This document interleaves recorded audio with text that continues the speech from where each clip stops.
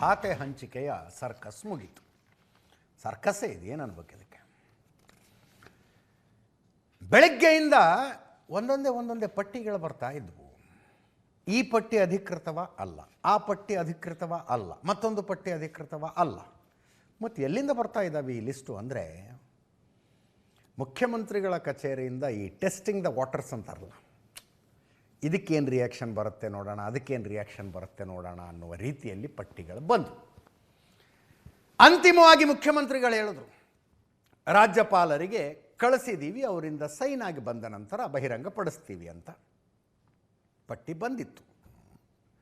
ಆ ನಂತರ 5:15 ಲಿಸ್ಟ್ ಬಂತು ನೋಡಿ. 5:15 ನೋಡ್ತಾ ಇದ್ದೀರಿ. ಬದಲಾವಣೆಗಳು ಏನೇನಾದವು ಅಂತ ಆಮೇಲೆ ಹೇಳ್ತೀನಿ. ಒಂದು ಸಲ ಯಾರ್ಯಾರು ಯಾವ್ಯಾವುದಕ್ಕೆ ಅಂತ ಹೇಳ್ಬಿಡ್ತೀನಿ. 23 ಜನರದ್ದು ಉಳಿದಿದ್ದು ಈ ಹಿಂದೆ ಅಲಾಟ್ ಆಗಿದ್ದು ಏನೇನೋ ಹಾಗೆ ಮುಂದುವರಿಯುತ್ತೆ.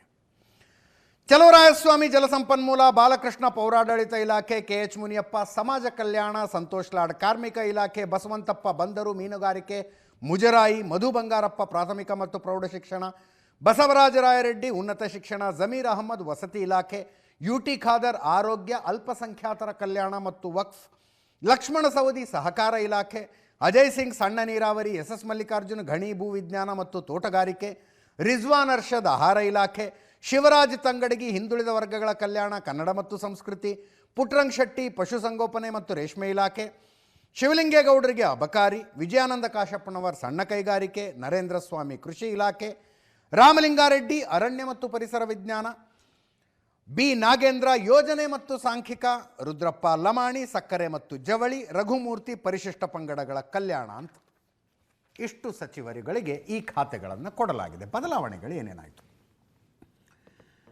KH ಮುನಿಯಪ್ಪನವರನ್ನ ರಾಜೀನಾಮೆ ಕೊಡೋದಕ್ಕೆ ಹೇಳಿದ್ದಾರೆ. ಅವರ ಬದಲು ಅವರ ಮಗಳು ಮಂತ್ರಿ ಆಗ್ತಾರೆ. KH ಮುನಿಯಪ್ಪನವರ ರಾಜೀನಾಮೆಯಿಂದ ತೆರವಾದ ಸ್ಥಾನಕ್ಕೆ ಬಸವರಾಜ್ ಶಿವಣ್ಣವರು ಬರ್ತಾರೆ ಅಂತ ಒಂದು ಚರ್ಚೆ ಇತ್ತು. ಚರ್ಚೆ ಬರೀ ಮಾಧ್ಯಮದಲ್ಲಲ್ಲ, ಹೈಕಮಾಂಡ್ ಮಟ್ಟದಲ್ಲೂ ಇತ್ತು. KH ಮುನಿಯಪ್ಪನವರನ್ನ ಕರೆಸಿಕೊಂಡು KC ವೇಣುಗೋಪಾಲ್ ಅವರು, ನೀವು ಒಬ್ಬರು ರಾಜೀನಾಮೆ ಕೊಟ್ಟರೆ 3 ಸಮಸ್ಯೆ ಬಗೆಹರಿತವೆ ಅಂದರು. ಒಂದು, ಮಹಿಳಾ ಮಂತ್ರಿ ಇಲ್ಲ ಅನ್ನೋ ಸಮಸ್ಯೆ ಬಗೆಹರಿಯುತ್ತೆ, ನಿಮ್ಮ ಮಗಳ ಮಿನಿಸ್ಟರ್ ಆಗ್ತಾಳೆ. ಇನ್ನೊಂದು, ಸಿದ್ದರಾಮಯ್ಯನವರ ಸಿಟ್ಟು ತಣ್ಣಗಾಗತ್ತೆ, ಬಸವರಾಜ ಶಿವಣ್ಣವ್ರನ್ನ ಮಿನಿಸ್ಟರ್ ಮಾಡಲೇಬೇಕು ಅಂತ ಕೂತ್ಕೊಂಡಿದ್ದಾರೆ ಅವರು. ಉತ್ತರ ಕರ್ನಾಟಕದಲ್ಲಿ ಕುರುಬರಿಗೆ ಅವಕಾಶ ಸಿಗಲಿಲ್ಲ ಅನ್ನೋದು ಸಮಸ್ಯೆ ಬಗೆಹರಿಯುತ್ತೆ. ಎಲ್ಲ ತಿಳಿಸಿ ಹೇಳಿದ್ರು. Nothing doing. ನನಗೆ ಆಹಾರ ಇಲಾಖೆ ಬೇಡ, ಸಮಾಜ ಕಲ್ಯಾಣ ಬೇಕು ಅಂತ ನಾನು ಕೇಳಿದ್ದೀನಿ, ಇಲಾಖೆ ಬದಲು ಮಾಡಿ ಕೊಡ್ತೀನಿ ಅಂತಲೂ ರಾಹುಲ್ ಗಾಂಧಿ ಅವರು ಹೇಳಿದ್ದಾರೆ. ಇಲಾಖೆ ಬದಲು ಮಾಡಿ ನನಗೆ ಒಳ್ಳೆ ಇಲಾಖೆ ಕೊಡಿ ಅಂತ ಕೇಳಿದ್ರು ಅವರು. ಅವರ ಬೇಡಿಕೆ ಈಡೇರಿತು. ಸಮಾಜ ಕಲ್ಯಾಣ ಸಚಿವರಿಗೆ ಅವರು. KH ಮುನಿಯಪ್ಪನವರಿಗೆ ಬೇಡವಾಗಿದ್ದ ಆಹಾರ ಇಲಾಖೆ ರಿಜ್ವಾನ್ ಅರ್ಷದ್ ಅವ್ರಿಗೆ ಹೋಗಿದೆ. ಈಗ ಸಮಾಜ ಕಲ್ಯಾಣ KH ಮುನಿಯಪ್ಪನವರಿಗೆ ಬಂತು, ಅವರ ಬೇಡಿಕೆ ಈಡೇರಿತು. ಅಲ್ಲಿಗೆ ಅವರು ರಾಜೀನಾಮೆ ಕೊಡ್ತಾರಾ, ಅವರ ಮಗಳ ಸಂಪುಟಕ್ಕೆ ಬರ್ತಾರಾ, KH ಮುನಿಯಪ್ಪನವರ ರಾಜೀನಾಮೆಯ ಬದಲಾಗಿ ಬಸವರಾಜ ಶಿವಣ್ಣವರ ಮಿನಿಸ್ಟರ್ ಆಗ್ತಾರಾ, ಎಲ್ಲ ಡಿಸ್ಕಷನ್ಗಳಿಗೆ ಫುಲ್ ಸ್ಟಾಪ್. ಸಮಾಜ ಕಲ್ಯಾಣ ಇಲಾಖೆನ ಆ್ಯಕ್ಚುಲಿ ಕೇಳ್ತಾ ಇದ್ದವರು ನರೇಂದ್ರ ಸ್ವಾಮಿಯವರು ಮತ್ತು ಶಿವರಾಜ್ ತಂಗಡಿಗೆ ಅವರು. ಅವರಿಬ್ಬರು ಪ್ರಯತ್ನ ಪಡ್ತಾ ಇದ್ರು. ಆಹಾರ ಸಚಿವರಾಗಿ ರಿಜ್ವಾನ್ ಅರ್ಷದ್ ಬಂದಿದ್ದಾರೆ. ಈಗ ರಾಮಲಿಂಗಾರೆಡ್ಡಿ ಅವರು, ಅವರಿಗೆ ಬೆಂಗಳೂರು ಅಭಿವೃದ್ಧಿ ಬೇಕಾಗಿತ್ತು. DK ಶಿವಕುಮಾರ್ ಅವರು, DK ಸುರೇಶ್ ಅವರು ಕೂಡ ಪ್ರಾಮಿಸ್ ಮಾಡಿದ್ರಂತೆ. ಅದು ಕೊಡದೇ ಇದ್ದಾಗ ಭಯಂಕರ ಬೇಜಾರಾಗಿದ್ದರು. ರಾಜೀನಾಮೆ ಪತ್ರ ಬರೆದು ಕಳಿಸಿದ್ರು. ಜಲಸಂಪನ್ಮೂಲ ಬೇಡ ನನಗೆ ಅಂತ. ಜಲಸಂಪನ್ಮೂಲ ಬೇಡವ, ಬಿಟ್ಟು ಬಿಡಿ ಹಂಗಿದ್ರೆ ಅಂತ ಹೇಳಿದ್ದಾರೆ. ಬೆಂಗಳೂರು ನಗರಾಭಿವೃದ್ಧಿ ಬೇಕು ಅಂದಿದ್ರಲ್ಲ, ತಗಳಿ ಅಂತೇನು ಹೇಳಿಲ್ಲ. ರಾಮಲಿಂಗಾರೆಡ್ಡಿಯವರಿಗೆ ಜಲಸಂಪನ್ಮೂಲದ ಬದಲು ಅರಣ್ಯ ಇಲಾಖೆಯನ್ನು ಕೊಟ್ಟಿದ್ದಾರೆ. ಅರಣ್ಯ ಇಲಾಖೆ ಈಶ್ವರ್ ಖಂಡ್ರೆ ಅವರ ಹತ್ರ ಇತ್ತು, ಸಿದ್ದರಾಮಯ್ಯನವರು CM ಆಗಿದ್ದಾಗ. ಅದನ್ನು ರಾಮಲಿಂಗಾರೆಡ್ಡಿ ಅವರಿಗೆ ಕೊಟ್ಟಿದ್ದಾರೆ. ಚಲುವರಾಯಸ್ವಾಮಿ ಅವರ ಹತ್ರ ಇದ್ದಂಥ ಕೃಷಿ ಇಲಾಖೆ ನರೇಂದ್ರ ಸ್ವಾಮಿ ಅವ್ರಿಗೆ ಹೋಗಿದೆ. ರಾಮಲಿಂಗಾರೆಡ್ಡಿ ಅವರ ಹತ್ರ ಇದ್ದಂಥ ನೀರಾವರಿ ಇಲಾಖೆ, ಜಲಸಂಪನ್ಮೂಲ ಇಲಾಖೆ ಚಲುವರಾಯಸ್ವಾಮಿ ಅವರಿಗೆ ಬಂತು. ಖಾದರ್ ಅವರಿಗೆ, UT ಖಾದರ್ ಅವರಿಗೆ ಆರೋಗ್ಯ ಇಲಾಖೆಯ ಜೊತೆ ಅಲ್ಪಸಂಖ್ಯಾತರ ಕಲ್ಯಾಣ ಮತ್ತು ವಕ್ಫ್ ಖಾತೆಯನ್ನು ಕೊಟ್ಟರು. ಇದು ಒಂದು ಆಟನೇ. ಅಲ್ಪಸಂಖ್ಯಾತರ ಕಲ್ಯಾಣ ಮತ್ತು ವಕ್ಫ್ ಇಲಾಖೆಯ ಸಚಿವರಾಗಿದ್ದವರು ಯಾರು? ಜಮೀರ್ ಅಹಮದ್ ಖಾನ್. ಜಮೀರ್ ಅಹಮದ್ ಖಾನ್ ಈಗ ಯಾವ ನಾಯಕನು ಗಾಡ್ ಫಾದರ್ ಆಗಿಲ್ಲದೇ ಇರುವ ಮುಸ್ಲಿಂ ನಾಯಕರಾಗಿ ಉಳ್ಕೊಂಬಿಟ್ರು. ಆ ದಾವಣಗೆರೆಯದೊಂದು ಆಡಿಯೋ ಕಾರಣಕ್ಕೆ ಅಲ್ಪಸಂಖ್ಯಾತ ಕಲ್ಯಾಣ ಮತ್ತು ವಕ್ಫ್ ಅನ್ನುವಂಥದ್ದು ಅದರ ಸಚಿವರನ್ನು ರಾಜ್ಯದಾದ್ಯಂತ ಇರುವ ಮುಸ್ಲಿಮರ ನೇರ ಸಂಪರ್ಕಕ್ಕೆ ತರುತ್ತೆ, ಡೇ ಟು ಡೇ ಟಚ್ಗೆ ತರುತ್ತೆ. ಕಮ್ಯುನಿಟಿಗಾಗಿ ತುಂಬ ಕೆಲಸ ಮಾಡೋದಕ್ಕೆ ಅವಕಾಶ ಇರುತ್ತೆ ಅಲ್ಲಿ. ಅದನ್ನು ಜಮೀರ್ ಅಹ್ಮದ್ ಖಾನ್ 3 ವರ್ಷ ಮಾಡಿದ್ರು. ಈಗ ಅದು ಯು ಟಿ ಖಾದರ್ ಅವ್ರ ಹತ್ರ ಬಂತು. ಜಮೀರ್ ಅಹ್ಮದ್ ಖಾನ್ ಅವರಿಗೆ ಮುಂಚೆ ವಸತಿ ಇತ್ತಲ್ಲ, ಈಗಲೂ ವಸತಿ ಮಾಡ್ಕೊಂಡು ಹೋಗಿ ಅಂತ ಹೇಳಿದ್ದಾರೆ. ಬದಲಾವಣೆಗಳಿಷ್ಟು. ಇನ್ನು ಮುಂದುವರೆದಿದ್ದು, ಖಾತೆಗಳ ಮುಂದುವರೆದಿದ್ದು, ಸಂತೋಷ್ ಲಾಡ್ ಸಿದ್ದರಾಮಯ್ಯನವರ ಕ್ಯಾಬಿನೆಟ್ನಲ್ಲೂ ಕಾರ್ಮಿಕ ಸಚಿವರಾಗಿದ್ದರು, ಇಲ್ಲೂ ಕಾರ್ಮಿಕ ಸಚಿವರು. ಮಧು ಬಂಗಾರಪ್ಪ ಅಲ್ಲೂ ಶಿಕ್ಷಣ ಮಂತ್ರಿ, ಇಲ್ಲೂ ಶಿಕ್ಷಣ ಮಂತ್ರಿ. ಎಸ್ ಎಸ್ ಮಲ್ಲಿಕಾರ್ಜುನ್ ಅವರ ಕೈಯಲ್ಲಿ ಆಗಲೂ ಗಣಿ ಮತ್ತು ಭೂವಿಜ್ಞಾನ ಹಾಗೂ ತೋಟಗಾರಿಕೆ ಇತ್ತು, ಇಲ್ಲೂ ಅವೇ ಇಲಾಖೆಗಳ ಮುಂದುವರೆದಿದ್ದಾವೆ. ಜಮೀರ್ ಅಹ್ಮದ್ ಖಾನ್ರ ಕೈಯಲ್ಲಿ 2 ಡಿಪಾರ್ಟ್ಮೆಂಟ್ ಇತ್ತು, ಒಂದೇ ಉಳ್ಕೊಂಡಿದೆ, ವಸತಿ. ಶಿವರಾಜ್ ತಂಗಡಗಿಯವರು ಆವಾಗಲೂ ಹಿಂದುಳಿದ ವರ್ಗಗಳ ಕಲ್ಯಾಣ, ಕನ್ನಡ ಮತ್ತು ಸಂಸ್ಕೃತಿ ಸಚಿವರಾಗಿದ್ದರು, ಇಲ್ಲೂ ಅದೇ ಡಿಪಾರ್ಟ್ಮೆಂಟಿಗೆ ಮುಂದುವರಿತಾ ಇದ್ದಾರೆ. ಇನ್ನೊಂದಷ್ಟು ಬದಲಾವಣೆಗಳು ಕೊನೆಯ ಕ್ಷಣದಲ್ಲಾದವು. AICC ಲೆಟರ್ ಹೆಡ್ನಲ್ಲಿ ಬಂದಿತ್ತಲ್ಲಪ್ಪ ಪತ್ರ, ಇಂತಿಂಥವರನ್ನ ಕ್ಯಾಬಿನೆಟ್ಗೆ ತೆಗೆದುಕೊಳ್ಳೋದಕ್ಕೆ ಹೈಕಮಾಂಡ್ ಅನುಮತಿಸಿದೆ ಅಂತ 3ನೇ ತಾರೀಕು ಬಂದಿತ್ತು, ಆಗಸ್ಟ್ 3ನೇ ತಾರೀಕು. ಅದರಲ್ಲಿ ಕೆಳಗಡೆ ಇನ್ನು 2 ನೇಮಕಾತಿಗಳನ್ನು ಕಾಂಗ್ರೆಸ್ ಹೈಕಮಾಂಡ್ ಅನುಮತಿಸಿತ್ತು. ಸ್ಪೀಕರ್ ಆಗಿ GS ಪಾಟೀಲು, ಡೆಪ್ಯೂಟಿ ಸ್ಪೀಕರ್ ಆಗಿ AS ಪೊನ್ನಣ್ಣ, ವಿಧಾನ ಪರಿಷತ್ತಿನ ಸಭಾಪತಿಯಾಗಿ ಸಲೀಂ ಅಹಮ್ಮದು, ಉಪಸಭಾಪತಿಯಾಗಿ ಉಮಾಶ್ರೀ ಅವರು. ಇಷ್ಟನ್ನು ಹೈಕಮಾಂಡ್ ಒಪ್ಪಿಗೆ ಸೂಚಿಸಿತ್ತು. ಈಗ ಇದರಲ್ಲೂ ಒಂದು ಬದಲಾವಣೆ ಆಗಿದೆ. ಡೆಪ್ಯೂಟಿ ಸ್ಪೀಕರ್ ಆಗಬೇಕಾಗಿದ್ದ AS ಪೊನ್ನಣ್ಣ ಅವರು ಮುಖ್ಯಮಂತ್ರಿಗಳ ರಾಜಕೀಯ ಕಾರ್ಯದರ್ಶಿ ಆಗ್ತಾರೆ. ಅವರು he was a strong aspirant for ministry, ಸಚಿವರಾಗುವುದಕ್ಕೆ ಪ್ರಬಲ ಆಕಾಂಕ್ಷಿಯಾಗಿದ್ದರು. ಈ ಸಲನೂ ಕೊಡಗಿಗೆ ಮಂತ್ರಿ ಸ್ಥಾನ ಸಿಗಲಿಲ್ಲ. ಸಿದ್ದರಾಮಯ್ಯನವರಿಗೆ ಕಾನೂನು ಸಲಹೆಗಾರರಾಗಿದ್ದರು AS ಪೊನ್ನಣ್ಣ. ಈಗ ಅವರು DK ಶಿವಕುಮಾರ್ ಅವರಿಗೆ ರಾಜಕೀಯ ಕಾರ್ಯದರ್ಶಿ, ಕ್ಯಾಬಿನೆಟ್ ಪೋಸ್ಟ್. ಇನ್ನು ಇವರು ಆಗಬೇಕಾಗಿದ್ದ ಡೆಪ್ಯೂಟಿ ಸ್ಪೀಕರ್ ಸ್ಥಾನಕ್ಕೆ ಯಾರು ಬರ್ತಾರೆ? ಮಂಕಾಳು ವೈದ್ಯ ಬರ್ತಾರೆ. ಮಂಕಾಳು ವೈದ್ಯ ಅವರ ಹೆಸರು ಕ್ಯಾಬಿನೆಟ್ ವಿಸ್ತರಣೆಯಲ್ಲಿ 12ನೇ ಕ್ರಮ ಸಂಖ್ಯೆಯಲ್ಲಿತ್ತು. ಸೀರಿಯಲ್ ನಂಬರ್ 12ನಲ್ಲಿ ಇವರ ಹೆಸರಿತ್ತು. ಅದಾದ ನಂತರ ರಿವೈಸ್ಡ್ ಲಿಸ್ಟ್ ಬಂತು ಕಾಂಗ್ರೆಸ್ ಹೈಕಮಾಂಡ್ನಿಂದ. AICC ಲೆಟರ್ ಹೆಡ್ನಲ್ಲಿ ರಿವೈಸ್ಡ್ ಲಿಸ್ಟು. ಇವರ ಹೆಸರು ಡಿಲೀಟ್ ಆಗಿ SS ಮಲ್ಲಿಕಾರ್ಜುನ್ ಅವ್ರದ್ದು ಬಂದಿತ್ತು. ಅದರಲ್ಲಿ SS ಮಲ್ಲಿಕಾರ್ಜುನ್ ಅವ್ರಿಗೆ ಏನು ಹಿಂಗಾಯಿತು ಅಂದರೆ ಅದೇನೋ ಟೈಪಿಂಗ್ ಮಿಸ್ಟೇಕ್ ಆಗಿತ್ತು ಅಂದ್ರೆ ಅವರು ಟೈಪಿಂಗ್ ಮಿಸ್ಟೇಕ್ ಆಗಿತ್ತಂತೆ. ಅಂದರೆ SS ಮಲ್ಲಿಕಾರ್ಜುನ ಅಂತ ಬರೆಯುವುದಕ್ಕೆ ಹೋಗಿ ಮಂಕಾಳು ವೈದ್ಯ ಅಂತ ಬರೆದ್ಬಿಟ್ಟು ಟೈಪ್ ಮಾಡಿಬಿಟ್ಟಿದ್ರಂತೆ. ನನಗೆ ಖುಷಿಯಾಯಿತು DK ಶಿವಕುಮಾರ್ ಅವರ ಸಚಿವ ಸಂಪುಟದಲ್ಲಿ ಇರುವುದಕ್ಕೆ, ಮತ್ತೊಮ್ಮೆ ಸಚಿವನಾಗ್ತಾ ಇರೋದು ಆನಂದವೋ ಆನಂದ ಅಂತ ಹೇಳಿಕೆ ಕೊಟ್ಟರು ಮಾಧ್ಯಮಗಳಿಗೆ ಮುಂದೆ ಮಂಕಾಳು ವೈದ್ಯ ಅವರು. ಅರ್ಧ ಗಂಟೆ ಬಿಟ್ಟು ಹೋದರೆ ಏನಾಯಿತೋ ಗೊತ್ತಿಲ್ಲ ಸರ್, ಮಂತ್ರಿ ಸ್ಥಾನ ಹೋಗ್ಬಿಡ್ತು ನಮ್ಮದು ಅಂತ ಮತ್ತೆ ಹೇಳಿಕೆ ಕೊಡೋ ಪರಿಸ್ಥಿತಿಗೆ ಬಂದಿದ್ದರು. ಈಗ ಅವರು ಡೆಪ್ಯೂಟಿ ಸ್ಪೀಕರ್ ಆಗ್ತಾರೆ. ಆಡಳಿತ ಸುಧಾರಣಾ ಆಯೋಗದ ಅಧ್ಯಕ್ಷರಾಗಿ RV ದೇಶಪಾಂಡೆ ಅವರು ಬರ್ತಿದ್ದಾರೆ. ಎಲ್ರಿಗೂ ಕ್ಯಾಬಿನೆಟ್ ಹುದ್ದೆ, ಕ್ಯಾಬಿನೆಟ್ ದರ್ಜೆಯ ಸ್ಥಾನಮಾನಗಳು, ಅದು ಅಂಡರ್ಸ್ಟುಡ್ ಅಂತ ಅನ್ಕೊಂಬಿಡಿ. ಇಷ್ಟು ಬದಲಾವಣೆಗಳಾದವು, ಇಷ್ಟು ಹೊಸ ನಿರ್ಧಾರಗಳಾಗಿದ್ದಾವೆ. ನಾಳೆಯಿಂದ ಅಧಿವೇಶನದ ಆರಂಭ.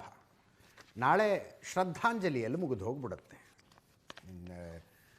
ಯೋಜನೆ ಮತ್ತು ಸಾಂಖ್ಯಿಕ ಸಚಿವರಾಗಿದ್ದ ಸುಧಾಕರ್ ಅವರು ಮೃತಪಟ್ಟರು. ಹಿರಿಯೂರಿನ ಶಾಸಕರಾಗಿದ್ದರು, ಅವರಿಗೆ ಶ್ರದ್ಧಾಂಜಲಿ. ಈಗ ಆ ಇಲಾಖೆಯನ್ನು ನಾಗೇಂದ್ರ ಅವ್ರಿಗೆ ಕೊಟ್ಟಿದ್ದಾರೆ.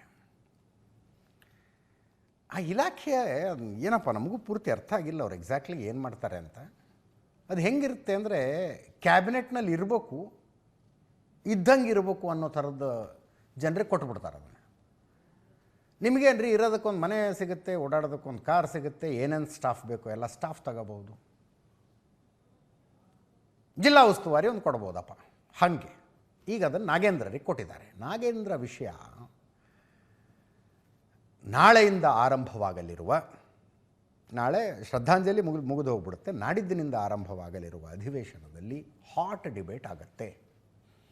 ವಾಲ್ಮೀಕಿ ಅಭಿವೃದ್ಧಿ ನಿಗಮದ ಹಗರಣದಲ್ಲಿ ಆರೋಪಿಯಾಗಿದ್ದರೂ ಕೂಡ ಮತ್ತ್ಯಾಕೆ ಅವರನ್ನು ಸಚಿವರನ್ನಾಗಿ ಮಾಡಿದ್ರಿ ಪ್ರಶ್ನೆ ಕೇಳೋದಕ್ಕೆ BJP ಅವರು ತಯಾರಾಗಿದ್ದಾರೆ. BJP ಪ್ರಶ್ನೆಯನ್ನು ಬೆಂಬಲಿಸೋದಕ್ಕೆ JDSನವರು ತಯಾರಾಗಿದ್ದಾರೆ.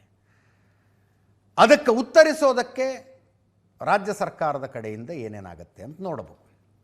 ಅವರು BJP ಕಾಲದಲ್ಲಿ ಹಗರಣಗಳೇನು, ಅದರಲ್ಲಿ ಯಾರ್ಯಾರು ಆರೋಪಿಗಳಾಗಿದ್ದರು, ಆರೋಪಿಗಳಾದ ನಂತರವೂ ಏನೇನು ಅಧಿಕಾರ ಪಡೆದ್ರು ಅನ್ನೋದು ಒಂದು ಲಿಸ್ಟ್ ತಯಾರು ಮಾಡ್ಕೊಂಡಿದ್ದಾರಂತೆ.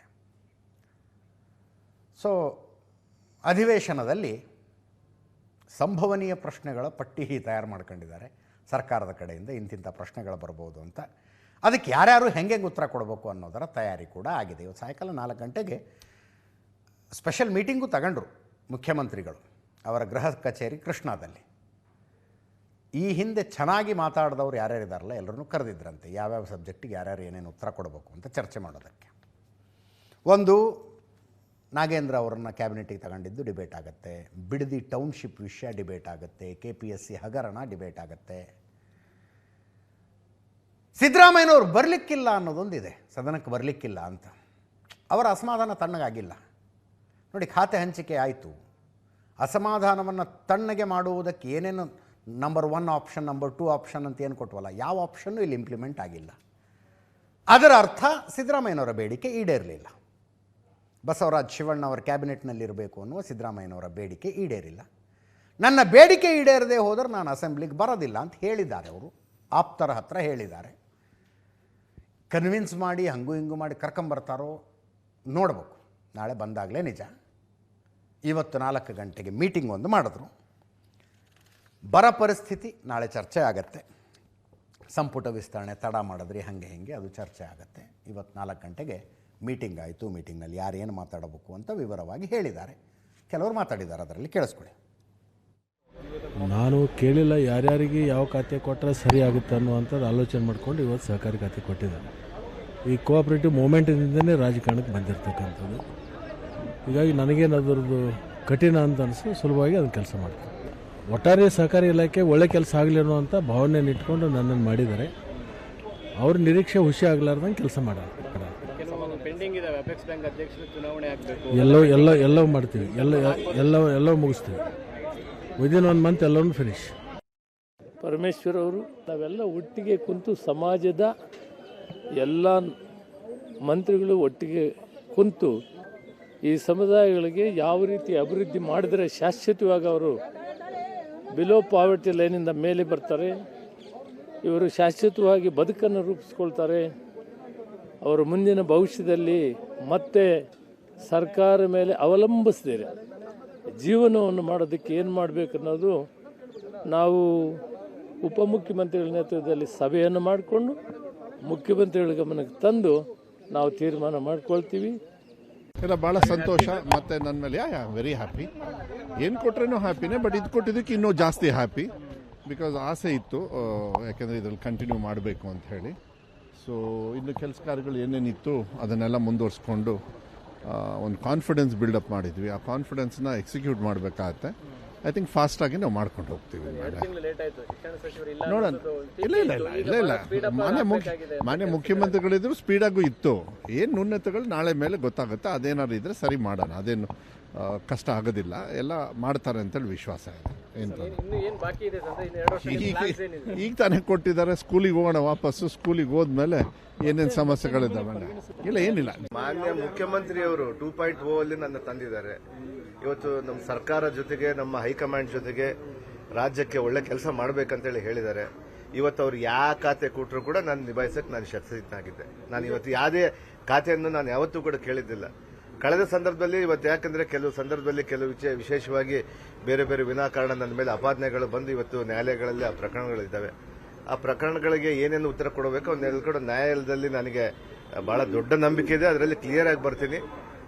ಅದಾದ್ಮೇಲೆ ಇವತ್ತು ಕೊಟ್ಟಂತ ಇಲಾಖೆಯಲ್ಲಿ ಪರಿಣಾಮಕಾರಿ ಕೆಲಸ ಮಾಡಬೇಕಂತೇಳಿ ನಾನಿದ್ದೀನಿ. ಅದರಲ್ಲಿ ಮುಖ್ಯವಾಗಿ ಯುವಕರಿಗೆ ಇವತ್ತು ನಮ್ಮ ಸರ್ಕಾರ ಇವತ್ತು ಯುವಕರನ್ನ ಬಹಳ ದೊಡ್ಡ ಮಟ್ಟದಲ್ಲಿ ಮೇಲೆತ್ತಬೇಕು, ಯುವಕರಿಗೆ ಬೇರೆ ಬೇರೆ ಕೆಲಸಗಳನ್ನು ಮಾಡಬೇಕಂತೇಳಿ ಇದು ಕೂಡ ಒಂದು ಪ್ಲಾನಿಂಗ್ ಅಲ್ಲಿ ಒಂದು ದೊಡ್ಡ ಇದು ಸಚಿವ ಸಂಪುಟಕ್ಕೆ ಸಂಬಂಧಿಸಿದ ಸುದ್ದಿ ಆಯಿತು. ತುಂಬ ಜನರ ಪ್ರಶ್ನೆ, ನಾಳೆ ಕರ್ನಾಟಕ ಬಂದಿರುತ್ತಾ ಅಂತ. 31ನೇ ತಾರೀಕು ವುಡ್ಲ್ಯಾಂಡ್ಸ್ ಹೋಟೆಲ್ನಲ್ಲಿ ವಾಟಾಳ್ ನಾಗರಾಜ್ ಅವರ ನೇತೃತ್ವದಲ್ಲಿ ಕನ್ನಡ ಪರ ಸಂಘಟನೆಗಳು ಬೇರೆ ಬೇರೆ ಸಂಘಟನೆಗಳ ಸಭೆ ಕರೆದು ಘೋಷಣೆ ಮಾಡಿದರು. 13ನೇ ತಾರೀಕು ಕಾವೇರಿ ನೀರಿನ ವಿಷಯದಲ್ಲಿ ಕರ್ನಾಟಕಕ್ಕೆ ಆಗ್ತಾ ಇರುವ ಅನ್ಯಾಯವನ್ನು ಖಂಡಿಸಿ ಕರ್ನಾಟಕ ಬಂದ್ ಮಾಡ್ತೀವಿ ಅಂತ ಘೋಷಣೆಯನ್ನು ಮಾಡಿದರು. ಆ್ಯಕ್ಚುಲಿ ಬಂದ್ ಘೋಷಣೆ ಮಾಡಿದಾಗಲೇ ಅರ್ಧಕ್ಕರ್ಧ ಸಂಘಟನೆಗಳು ಇದಕ್ಕೆ ನಮ್ಮ ಬೆಂಬಲ ಇಲ್ಲ ಅಂದಿದ್ದು. ಇವತ್ತು ಇನ್ನರ್ಧ ಸಂಘಟನೆಗಳು ಹಿಂದೆ ಸರ್ಕತಾ ಇದ್ದಾವೆ. ಹೌದು, ಬಂದ್ ಘೋಷಣೆ ಮಾಡಿದ್ವಿ ಅವತ್ತು, ಆಮೇಲೆ ಮಳೆ ಆಗಿದೆ ರೀ, ಚೆನ್ನಾಗಿ ನೀರು ಬರ್ತಾ ಇದೆ, ಕಾವೇರಿ ನೀರು ತಮಿಳ್ನಾಡಿಗೆ ಹೋಗ್ತಾ ಇದೆಯಲ್ಲ, ಈಗ ಯಾಕೆ ಬಂದ್ ಮಾಡಿ ಸಮಸ್ಯೆ ಮಾಡ್ಕೊಳ್ಳೋದು ಅಂತ ಇನ್ನರ್ಧ ಸಂಘಟನೆಗಳು. ವಾಟಾಳ್ ನಾಗರಾಜರು ಮಾತ್ರ ನಾನು ಮಾಡೇ ತೀರ್ತೀನಿ ಅಂತಿದ್ದಾರೆ. ಕೇಳಿಸ್ಕೊಳ್ಳಿ ಒಮ್ಮೆ. ಕರ್ನಾಟಕ ಬಂದ್ ಹಾಗೆ ಆಗತ್ತೆ, ಅದರಲ್ಲಿ ಬದಲಾವಣೆ ಪ್ರಶ್ನೆ ಇಲ್ಲ. ಬಂದ್ ಮಾಡ್ತೀವಿ. ಬಂದ್ ಅಪಪ್ರಚಾರಕ್ಕೆ ಕಿವಿ ಕೊಡಬೇಡಿ. ಬಂದು ಅಂದ್ರೆ ಏನೆಲ್ಲ ಮುಚ್ಚೋಗುತ್ತೆ ಅಂತಲ್ಲ, ಸ್ವಲ್ಪ ಹೆಚ್ಚು ಕಡಿಮೆ ಆಗುತ್ತೆ.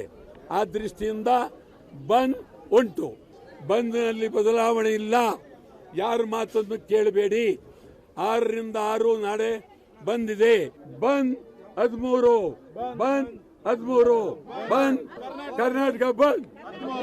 ಇದೇ 13ನೇ ತಾರೀಕು ಕರ್ನಾಟಕ ಬಂದ್ಗೆ ಕರೆ ಕೊಟ್ಟು, ಆದರೆ ಅನಿರೀಕ್ಷಿತವಾಗಿ ಪ್ರಕೃತಿ ನಮ್ಮ ಪರವಾಗಿ ಒಲ್ದು ಧಾರಾಕಾರವಾಗಿ ಮಳೆ ಬಂದಿದ್ರಿಂದ ನೀರು ತಾನಾಗಿ ಹರಿದೋಯ್ತು. ಆಗ ನಾವು ಆ ಬೆಂಗಳೂರು ಬಂದನ್ನ ಕೈ ಬಿಟ್ಟು, ಈಗಲೂ ಕೂಡ ಬೆಂಗಳೂರು ನಗರ ಬಂದ್ಗೆ, ಕರ್ನಾಟಕ ಬಂದ್ಗೆ ನಾವಿಲ್ಲ. ನಾಳೆ ಕರೆದಿರುವಂತಹ ಬಂದ್ಗೆ ನಾವ್ಯಾರು ಇದು ಮಾಡ್ತಾ ಇಲ್ಲ, ಮಾಡೋರ್ಗೆ ನಾವ್ಯಾರು ಬೇಡ ಅನ್ನಲ್ಲ. ವಾಟಾಳ್ ಅವರು ಈ ರಾಜ್ಯದ ಅತ್ಯಂತ ಕಳಕಳಿಯನ್ನು ಇಟ್ಕೊಂಡಿದ್ದವರು, ಕನ್ನಡದ ಪರವಾಗಿ ಹೋರಾಟ ಮಾಡ್ತಾ ಇರುವಂಥದ್ದು. ಆದ್ದರಿಂದ ಅವರ ಹೋರಾಟಗಳಿಗೆ ಸದಾ ಬೆಂಬಲವನ್ನು ಕೊಡ್ತಾ ಇದ್ದೀವಿ. ಆದರೆ ಇವತ್ತಿನ ನಿರ್ಧಾರ ನಮ್ಮ ಸಂಘಟನೆಯ ನಿರ್ಧಾರ, ನಾವೆಲ್ಲ ಒಟ್ಟಿಗೆ ನಿರ್ಧಾರವನ್ನು ತಗೊಂಡಿದ್ದೀವಿ. ನಮ್ಮ ಸಂಘಟನೆಯ ನಿರ್ಧಾರನೂ ಪ್ರಮುಖವಾಗಿರುತ್ತೆ. ಆದ್ದರಿಂದ ಇವತ್ತಿನ ಸಂದರ್ಭದಲ್ಲಿ ಬಂದ್ ಕರೆ ಕೊಡೋದು ಬೇಡ, ಬೆಂಗಳೂರು ಜನರಿಗೆ ತೊಂದರೆ ಆಗುತ್ತೆ. ಸರ್ಕಾರದ ನಿಲುವನ್ನು ನೋಡಿಕೊಂಡು ನಮ್ಮ ಹೋರಾಟವನ್ನು ತೀವ್ರಗೊಳಿಸೋಣ ಅನ್ನುವಂಥ ಚರ್ಚೆಯನ್ನು ಮಾಡಿರೋದ್ರಿಂದ ಆ ನಿರ್ಧಾರಕ್ಕೆ ನಾವು ಬದ್ಧರಾಗಿದ್ದೀವಿ. ಬಂದ್ ನಾಳೆದು ಯಶಸ್ವಿ ಆಗೋದಿಲ್ಲ, ಎಲ್ಲ ಸಾಮಾನ್ಯವಾಗಿರುತ್ತೆ ಅಂತ ಹೇಳಿದ್ರೆ ವಾಟಾಳ್ ನಾಗರಾಜರಿಗೆ ಸಿಟ್ಟು ಬರುತ್ತೆ. ಯಾರು ಬೆಂಬಲಿಸಿದ್ದಾರೆ, ಯಾರು ಬೆಂಬಲಿಸಿಲ್ಲ ಅನ್ನೋದನ್ನಂತೂ ನಿಮಗೆ ತೋರಿಸಿದ್ದೀವಿ. ಇಷ್ಟರ ಮೇಲೆ ನಿಮ್ಮ ಜಡ್ಜ್ಮೆಂಟು. ದೆಹಲಿ ಸುದ್ದಿಗೆ ಹೋಗುವುದಕ್ಕಿಂತ ಮುಂಚೆ ಕರ್ನಾಟಕದೊಂದು ಇಂಟ್ರೆಸ್ಟಿಂಗ್ ಡೆವಲಪ್ಮೆಂಟು. CCB ಅವರು ಪರಪ್ಪನ ಅಗ್ರಹಾರದ ಸೆಂಟ್ರಲ್ ಜೈಲ್ ಮೇಲೆ ಒಂದು ಸರ್ಪ್ರೈಸ್ ರೇಡ್ ಮಾಡಿದ್ರು. ಆವಾಗವಾಗ ಮಾಡ್ತಿರ್ತಾರೆ, ಹೋಗಿ ಒಳಗೆ ಏನೇನಾಗ್ತಿದೆ ಅಂತ ಚೆಕ್ ಮಾಡ್ತಾರೆ, ಏನೇನು ಇಟ್ಕೊಂಡಿದ್ದಾರೆ ಖೈದಿಗಳು ಅಂತ ಚೆಕ್ ಮಾಡ್ತಾರೆ. ಈ ಸಲದ ರೇಡ್ನಲ್ಲಿ ಪ್ರಜ್ವಲ್ ರೇವಣ್ಣ ಕೊಠಡಿಯಲ್ಲಿ ಒಂದು ಫೋನು, ಒಂದು ಪೆನ್ ಡ್ರೈವ್ ಸಿಕ್ಕಿದೆ. ಜೈಲಿನಲ್ಲೂ ಪೆನ್ ಡ್ರೈವ್, ಪ್ರಜ್ವಲ್ ರೇವಣ್ಣ ಕೊಠಡಿಯಲ್ಲಿ ಒಂದು ಡೈರಿ ಸಿಕ್ಕಿದೆ, ಸಣ್ಣದು ಈ ನೋಟ್ ಪ್ಯಾಡ್ ಥರ ಇಟ್ಕೊಂಡಿರ್ತಾರಲ್ಲ ಆ ಥರದ್ದು ಸಿಕ್ಕಿದೆ, ನೋಟ್ಬುಕ್ ನೀಲಿ ಬಣ್ಣದ್ದು. ಜೊತೆಗಿದ್ದ ಕೈದಿ ಪ್ರತಾಪ್ ರೈ ಮೊಬೈಲ್ ನಾನು ಇಟ್ಕೊಂಡಿದ್ದೆ ಅಂತ ಹೇಳ್ತಾನಂತೆ. ನೀಲಿ ಬಣ್ಣದ ರೆಡ್ಮಿ ಫೋನು, ಬಿಳಿ ಬಣ್ಣದ ಚಾರ್ಜರ್, ನೀಲಿ ಬಣ್ಣದ ಒಂದು ಪಾಕೆಟ್ ನೋಟ್ಬುಕ್ಕು, ಒಂದು ಪೆನ್ ಡ್ರೈವ್ ಇಷ್ಟು ಸಿಕ್ಕಿದೆ. ಇದರ ಮೇಲೊಂದು FIR ಆಗಿದೆ. ಪ್ರತಾಪ್ ರೈ ಅಕ್ಯೂಸ್ ನಂಬರ್ 1 ಆದರೆ Prajwal Revanna accused number 2. Mobile ನಂದು ಅಂತ ಆ ಪ್ರತಾಪ್ ರೈ ಹೇಳ್ತಾನಂತೆ, ನೋಟ್ಬುಕ್ ನಂದು ಅಂತ ಪ್ರಜ್ವಲ್ ರೇವಣ್ಣ ಹೇಳ್ತಾನಂತೆ. ಈಗ ಸ್ವಲ್ಪ ಹೊತ್ತಿಗೆ ಮುಂಚೆ ನನಗೆ ಯಾರೋ ಹೇಳ್ತಾ ಇದ್ರು, ಅದರಲ್ಲಿ 3 ಫೋನ್ ನಂಬರ್ ಸಿಕ್ಕಿದವಂತೆ. ಶಿವ, ಪಾರ್ವತಿ, ಕಾರ್ತಿಕೇಯ ಅಂತ. ಶಿವ ಒಂದು ಫೋನ್ ನಂಬರು, ಪಾರ್ವತಿ ಇನ್ನೊಂದು ಫೋನ್ ನಂಬರು, ಕಾರ್ತಿಕೇಯ ಮತ್ತೊಂದು phone number. Prajwal Revanna dairy ನಂದು ಅಂತಾರಂತೆ. ಆಂಧ್ರ ಪ್ರದೇಶದ ಸಿಮ್ ಇದು, ಅಂದರೆ ಆಂಧ್ರ ಪ್ರದೇಶದಲ್ಲಿ ಯಾರೋ ತಗೊಂಡಿರೋದು ಏರ್ಟೆಲ್ ಸಿಮ್ಮು. ಪರಪ್ಪನ ಅಗ್ರಹಾರದ ಸೆಂಟ್ರಲ್ ಜೈಲಿನಲ್ಲಿ ಸಿಗ್ತಾ ಇರುವ ಮೊಬೈಲ್ನಲ್ಲಿ ಬಳಕೆ ಆಗ್ತಾ ಇರೋ ಸಿಮ್ಗಳ ಪೈಕಿ ಹೆಚ್ಚಿನ ಸಿಮ್ಗಳು ಆಂಧ್ರ ಪ್ರದೇಶದಿಂದ ಬಂದಿದ್ದಾವೆ. ಅದರ ಬಗ್ಗೆಯೂ ತನಿಖೆ ಮಾಡ್ತೀವಿ ಅಂತ ಅಲೋಕ್ ಕುಮಾರ್ ಅವರು ಹೇಳಿದ್ರು, ಕಾರಾಗೃಹ ಮತ್ತು ಸುಧಾರಣೆಯ DGP ಅವರು. ನಾನು ಹೇಳಿದ್ದಕ್ಕೆ ಈ ರೇಡು ಮತ್ತು ಸರ್ಚ್ ಆಗಿದೆ. ಸ್ವಯಂ ಪ್ರೇರಿತವಾಗಿ ಪೊಲೀಸರು ರೇಡ್ ಮಾಡೋದಿಲ್ಲ, ಹೋಮ್ ಮಿನಿಸ್ಟರ್ ಪರ್ಮಿಷನ್ ತಗೊಂಡು ರೇಡ್ ಮಾಡಬೇಕು. ನಾನು ಮುಖ್ಯಮಂತ್ರಿಗಳಿಂದ ಒಪ್ಪಿಗೆ ಪಡೆದು ಈ ರೇಡ್ ಮಾಡಿಸಿದ್ದೆ ಅಂತ ಪ್ರಿಯಾಂಕ್ ಖರ್ಗೆ ಅವರು ಹೇಳ್ತಾ ಇದ್ದಾರೆ. ಕೇಳಿಸ್ಕೊಳ್ಳಿ ಒಮ್ಮೆ. ಅಲ್ಲಿ ಹೋಗಿ 2 ಗಂಟೆಗೆ 4-5 ಅವರ್ಸ್ ರೇಡ್ ಅವರು ಮಾಡಿದ್ದಾರೆ. ಅವರು ಎಲ್ಲ ಕಡೆ ಸರ್ಚ್ ಮಾಡಿದ್ದಾರೆ. ಆದರೆ ಇದು ಪ್ರಜ್ವಲ್ ರೇವಣ್ಣದು ಸೆಲ್ನಲ್ಲಿ ಒಂದು ಆಂಡ್ರಾಯ್ಡ್ ಮೊಬೈಲ್ ಫೋನ್ ಸಿಕ್ಕಿದೆ, ಒಂದು ಪೆನ್ ಡ್ರೈವ್ ಸಿಕ್ಕಿದೆ, ಮತ್ತು ಒಂದು ಚಾರ್ಜರ್ ಸಿಕ್ಕಿದೆ. ಕೈದಿದು ಬಟ್ಟೆ ಧರಿಸಲಿಲ್ಲ. ನಾನು ಕೇಳಿದ್ದೆ, ಈ ಬಗ್ಗೆ ನಮಗೆ 3 ತಿಂಗಳ ಹಿಂದೆ ಯಾರು ದೂರು ಕೊಟ್ಟಿದ್ದರು. ಇದು ಸ್ವಲ್ಪ ಹಿಂದೆಯಿಂದ ಅವನ ಕಡೆ ಬಂದಿದ್ದಾನೆ. ಸಿಮ್ ಕಾರ್ಡ್ ಚೇಂಜ್ ಮಾಡಿದ್ದಾನೆ. ತನಿಖೆ ಪಾರ್ಟ್ ಏನಿದೆ ದಯವಿಟ್ಟು ಅದು ಸಿಸಿವಿನವರಿಗೆ ಕೇಳಿ. ಆದರೆ ಅವರು ಮಾಡ್ತಾರೆ, ಕುಲಂಕುಷವಾಗಿ ಮಾಡ್ತಾರೆ, ಡೀಪ್ ಆಗಿ ಮಾಡ್ತಾರೆ. ಆಂಧ್ರ ಪ್ರದೇಶದ ಸಿಮ್ ಸತತವಾಗಿ ನಮ್ಮ ಜೈಲಿನಲ್ಲಿ ಯೂಸ್ ಆಗ್ತಾ ಇದೆ. ನೀವು ಯಾಕೆ ನಿಮ್ಮದು ಸಿಮ್ ಇದೆ ನಮ್ಮ ಕೈದಿಗಳು ಇಷ್ಟು ಯೂಸ್ ಮಾಡ್ತಾ ಇದ್ದಾರೆ. ಆಕ್ಚುಲಿ ಈಗ ಕೂಡ ನಮ್ಮ ಪ್ರಕಾರ ಈಗ ಏನಿದು ತನಿಖೆ ನಡೀತಾ ಇದೆ, ಜೈಲಿನಲ್ಲಿ ಏನು ಸಿಮ್ ಸಿಕ್ಕಿದೆ ಅದು ಏರ್ಟೆಲ್ ಆಂಧ್ರ ಪ್ರದೇಶ್ ಸಿಮ್ನ ಇದು ಸಿಗ್ತಾ ಇದೆ. ಇದು ಏನು ಗುಟ್ಟು ಇದು ನಮ್ಮ ಪ್ರಕಾರ ಸ್ವಲ್ಪ ಅದು ಬಯಲಾಗಬೇಕು. ಮತ್ತು ಇದರ ಬಗ್ಗೆ ಏರ್ಟೆಲ್ನವ್ರ ಮೇಲೆ ಕೂಡ ನಮ್ಮ ಪ್ರಕಾರ ಕ್ರಮ ಜರುಗಿಸಬೇಕು. ಯಾಕಂದರೆ ಸತತವಾಗಿ ಅವರು ಬರ್ತಾರೆ. ಈಗ ಯಾಕೆಂದ್ರೆ ಜಿಯೋ ಬರಲ್ಲ, ಅದು ವೋಡಾಫೋನ್ ಬರಲ್ಲ, BSNL ಬರಲ್ಲ, ಇದು ಏರ್ಟೆಲ್, ಅದಕ್ಕೂ ಏರ್ಟೆಲ್ ಆಂಧ್ರ ಸಿಮ್ ಇದು ಬರುತ್ತೆ. ಇದು ನಾವು ನೋಡಿ ಹೇಳಿದ್ದೀವಿ, ಹಿಂದೆ ಹೇಳಿದ್ವಿ ಅವ್ರ ಮೇಲೆ ಆ್ಯಕ್ಷನ್ ತೊಗೊಳ್ಬೇಕು, ಆದರೆ ಮಾಡಿಲ್ಲ. ನಾನು CCVನವ್ರಿಗೆ ಕೂಡ ಹೇಳ್ತೀವಿ, ಇದು ಲಾಸ್ಟ್ ಮೀಟಿಂಗ್ ಕೂಡ ಹೇಳಿದ್ದೀವಿ, ನಿಮಗೆ ಎಷ್ಟು ಎಚ್ಚರಿಕೆ ನೀಡಿದ್ರು ಕೂಡ ನಿಮ್ಮದೇ ಸಿಮ್ ಯಾಕೆ ಯೂಸ್ ಮಾಡ್ತಾ ಇದ್ದಾರೆ ಮತ್ತು ಇದೇ ಸಿಮ್ ಯಾಕೆ ಅಲ್ಲಿ ಇದು ಆಗ್ತಾ ಇದೆ, ಆಕ್ಟಿವೇಟ್ ಆಗ್ತಾ ಇದೆ. CCVನವರು ಅಲ್ಲಿ ಹೋಗಿ 2 ಗಂಟೆಗೆ CCB ರೇಡ್ ಸ್ವಪ್ರೇರಣೆಯಿಂದ ಎಲ್ಲ ನಾನೇ ಮಾಡಿಸಿದ್ದು. ಯಾವುದೇ ಪ್ರಿಸನ್ನಲ್ಲಿ ರೇಡ್ ಆಗಬೇಕು ಅಂದರೆ ಹೋಮ್ ಮಿನಿಸ್ಟರ್ ಅವರ ಆದೇಶ ಇರಬೇಕು. 3 ವಾರದ ಹಿಂದೆ ನಾನೇ ವಿಸಿಟ್ ಮಾಡಿದ್ದೆ. ವಿಸಿಟ್ ಮಾಡಿದಾಗ ಅಲ್ಲಿ ಕೆಲವು ಲೋಪಗಳನ್ನು ನಾನು ನೋಡಿದೆ. ನಾನೇ ಮುಖ್ಯಮಂತ್ರಿಗಳ ಪರ್ಮಿಷನ್ ತಗೊಂಡು ಅಲ್ಲಿ ರೇಡ್ ಮಾಡಿಸಿರೋದು. VIP ಟ್ರೀಟ್ಮೆಂಟು ಯಾರಿಗೂ ಕೊಡೋಕ್ಕೆ ನಾವು ಬಿಡೋದಿಲ್ಲ. ಅದರಲ್ಲಿ ಯಾವ ಮೊಬೈಲ್ ಸಿಕ್ಕಿದೆ, ಯಾರ ಹತ್ರ ಪೆನ್ ಡ್ರೈವ್ ಸಿಕ್ಕಿದೆ, ಯಾರ್ದು ನೋಟ್ಬುಕ್ ಸಿಕ್ಕಿದೆ, ಇನ್ನು ಅದು ಸ್ವಲ್ಪ ಮಾಜರನ ಆಗಲಿ ಎಲ್ಲ. That is not concern to me. That is the responsibility of the government. That is the responsibility of home department. What illegal issue is there, they will take action. Why you have to ask? ನನಗೆ ಸಂಬಂಧ ಇಲ್ಲದೆ ಇರೋದು. Why you ask me? It is not concern against me. Whatever is actually jail or somewhere central jail or your Parap Nagarara, the responsibility to look after all those things strictly, that is left to the government. Kumaraswamy ಅವರು ಕೇಳಿದ್ರೆ ಏನು ಹೇಳ್ಬೇಕು ಅವ್ರು ಇದಕ್ಕೆ? ಜೈಲಿನ ಉಪ ಅಧೀಕ್ಷಕ ಈರಣ್ಣ ಅನ್ನುವಂಥವನನ್ನು ಈ ವಿಷಯದಲ್ಲಿ ಸಸ್ಪೆಂಡ್ ಮಾಡಿದಾರಂತೆ. ಮುಂದಿನ ಸುದ್ದಿಗೆ ಹೋಗೋಣ. ಸಂಸತ್ ಅಧಿವೇಶನ ನಡೀತಾ ಇದೆ, ಜೋರು ಗಲಾಟೆ. ಗೃಹ ಸಚಿವ ಅಮಿತ್ ಶಾ ಸದನಕ್ಕೆ ಬಂದು ಉತ್ತರ ಕೊಡಬೇಕು, ಸದನಕ್ಕೆ ಬಂದು ಉತ್ತರ ಕೊಡಬೇಕು. ಯಾವ ಪ್ರಶ್ನೆಗೆ ಉತ್ತರ ಕೊಡಬೇಕು? CJP ಪ್ರೊಟೆಸ್ಟ್ ಮಾಡ್ತಾ ಇದ್ದವರ ಮೇಲೆ, ಪ್ರೊಟೆಸ್ಟ್ ಮಾಡ್ತಾ ಇದ್ದ CJP ಅವರ ಮೇಲೆ ಲಾಠಿ ಚಾರ್ಜ್ ಯಾಕಾಯಿತು, ಅಶ್ರುವಾಯು ಯಾಕಾಯಿತು, ಪೆಲೆಟ್ ಗನ್ ಯಾಕೆ ಬಳಸಿದ್ರಿ ಅನ್ನೋ ಪ್ರಶ್ನೆಗಳಿಗೆ ಉತ್ತರ ಕೊಡಬೇಕು ಅಂತ. ಅಮಿತ್ ಶಾ ಅವರು ಸೆಷನ್ನಿಗೆ ಬಂದಿಲ್ಲ. ಇವತ್ತು ಹೇಳಿದ್ರು, ಇವತ್ತು ಪತ್ರ ಬರೆದಿದ್ದಾರೆ ಅವರು. ಆ್ಯಕ್ಚುಲಿ ಸ್ಪೀಕರ್ಗೆ ಓಂ ಬಿರ್ಲಾ ಅವರಿಗೆ ಪತ್ರನೂ ಬರೆದಿದ್ದಾರೆ. ವಿಪಕ್ಷಗಳು ಕೇಳುವ ಎಲ್ಲ ಪ್ರಶ್ನೆಗಳಿಗೆ ನಾನು ಉತ್ತರ ಕೊಡೋದಕ್ಕೆ ತಯಾರಾಗಿದ್ದೀನಿ, ಸಮಯ ನಿಗದಿ ಮಾಡಿ ಅಂತ. ವಿರೋಧ ಪಕ್ಷಗಳು ರಾಹುಲ್ ಗಾಂಧಿಯವರು ಹೇಳ್ತಾ ಇರೋದು, ಅವ್ರು ಏನು ಉತ್ತರ ಕೊಡ್ತಾರೆ ಅನ್ನೋದು ಮುಖ್ಯ ಅಲ್ಲ, ಅಮಿತ್ ಶಾ ಸೆಷನ್ನಿಗೆ ಬರಬೇಕು ಅಂತ. ಸೆಷನ್ನಿಗೆ ಬಂದ ಮೇಲೆ ಅಲ್ವಾ ಉತ್ತರ ಕೊಡೋದು, ಅಂದರೆ ಸೆಷನ್ನಲ್ಲಿ ಉತ್ತರ ಕೊಡಬೇಕು ಅಂತ, on the floor of the house ಉತ್ತರ ಕೊಡಬೇಕು ಅಂತ ಅವರು ಬಯಸ್ತಾ ಇರೋದು. ಅಮಿತ್ ಶಾ ಅವರು ಮಾಧ್ಯಮಗಳಿಗೆ ಮಾತಾಡಿ ಹೇಳಿದ್ರು, ಇವತ್ತು ನಾನು ತಯಾರಿದ್ದೀನಿ ಎಲ್ಲ ಪ್ರಶ್ನೆಗಳಿಗೂ ಉತ್ತರ ಕೊಡೋದಕ್ಕೆ ಅಂತ. ಕೇಳಿಸ್ಕೊಳ್ಳಿ. The question is not whether Mr. Amit Shah comes and opines. We don't care what he has to say. First of all, the most important thing to understand is 20 दिन के लिए गायब हो गए. यहाँ बैठे थे, गाड़ी आती थी जाती थी, 30 गाड़ियां उनके. Students should know this. 30 cars around Amit Shah. उनके घर के सामने जाइए, वहां पे मतलब 1000 पुलिस वाले खड़े हुए हैं. तो गुब्बारे में से गैस निकल गई. अब लास्ट मिनट वो उसमें फिर से गैस भरने की कोशिश कर रहे हैं, बट गुब्बारा फट गया है. Amit Shah has no courage. The Home Minister of India has no courage. He cannot come to the house. Amit Shah ಅವರ ಹೇಳಿಕೆ ಇದು. ಸಂಸತ್ನಲ್ಲಿ ನಿತ್ಯ ಗಲಾಟೆ ಮಾಡ್ತಾ ಇದ್ದಾರೆ, ಅಲ್ಲಿಗೆ ಹೋಗಿ ಏನು ಮಾಡೋದು? ನೀಟ್ ಅಕ್ರಮದ ಚರ್ಚೆಗೆ ಸರ್ಕಾರ ಸಿದ್ಧ ಇದೆ ಅಂತ ರಿಜಿಜು ಅವರು ಹೇಳಿದ್ದಾರೆ. ನಾನು ವಿಪಕ್ಷಗಳ ಯಾವುದೇ ಪ್ರಶ್ನೆಗೆ ಉತ್ತರ ನೀಡೋದಕ್ಕೆ ತಯಾರಾಗಿದ್ದೇನೆ, ಸದನದಲ್ಲೂ ಕೂರ್ತೇನೆ, ಎಲ್ಲರ ಪ್ರಶ್ನೆಗಳಿಗೂ ಉತ್ತರ ಕೊಡ್ತೇನೆ. ಇವತ್ತು ಮಧ್ಯಾಹ್ನ 2 ಗಂಟೆಯ ಒಳಗೆ ವಿರೋಧ ಪಕ್ಷಗಳು ಸ್ಪೀಕರ್ಗೆ ಪತ್ರ ಕೊಡಲಿ. ಇವತ್ತು ಮಧ್ಯಾಹ್ನ 3 ಗಂಟೆಯಿಂದ ಚರ್ಚೆ ಮಾಡಲಿ. ನಾಳೆ ಮಧ್ಯಾಹ್ನ 3 ಗಂಟೆಗೆ ನಾನು ಉತ್ತರ ಕೊಡ್ತೀನಿ. ವಿಪಕ್ಷಗಳ ನಿರ್ಧಾರ ಮಾಡಲಿ, ಚರ್ಚೆ ಆಗಬೇಕಾ ಗದ್ದಲ ಆಗಬೇಕಾ, ಈ ದೇಶದ ಜನರೇ ನಿರ್ಧಾರ ಮಾಡಲಿ, ಚರ್ಚಿಸದೆ ಯಾರು ಓಡಿ ಹೋಗ್ತಾ ಇದ್ದಾರೆ ಅನ್ನೋದನ್ನು ಅಂತ ಅಮಿತ್ ಶಾ ಅವರ ಹೇಳಿಕೆ.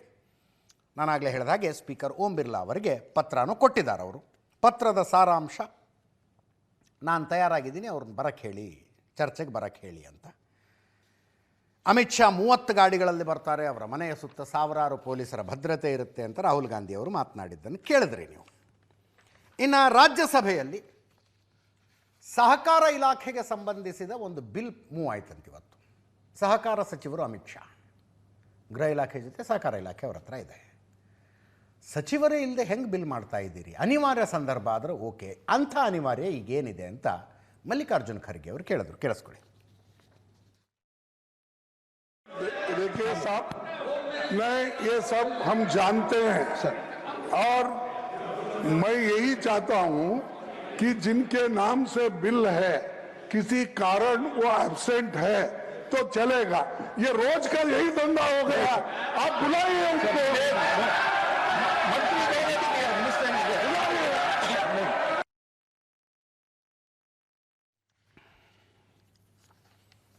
ಸೆಷನ್ನಲ್ಲಿ ಇನ್ನೊಂದು ಇಂಟ್ರೆಸ್ಟಿಂಗ್ ಮೂವ್ ಆಯಿತು.